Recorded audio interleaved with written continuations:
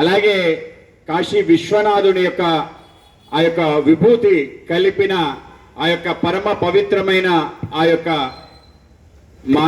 ఏదైతే ఆయన యొక్క అస్తిత్వానికి సంబంధించిన ప్రతీకగా నిలిచిన ఆ కలశాలని మనందరం కూడా అత్యంత భక్తి శ్రద్ధలతో ఆరాధించే గంగమ్మ చెంత విరాజిల్లిన కాశీ విశ్వేశ్వరుడి క్షేత్రం కాశీ నుంచి మన ప్రాంతానికి రావటం జరిగింది. దాన్ని పెద్ద ఎత్తున నిన్న స్వాగతం పలికి మన శివస్వామి గారి యొక్క ఆశ్రమంలో శైవ క్షేత్రంలో వాటిని నిన్నంతా అక్కడ ఉంచి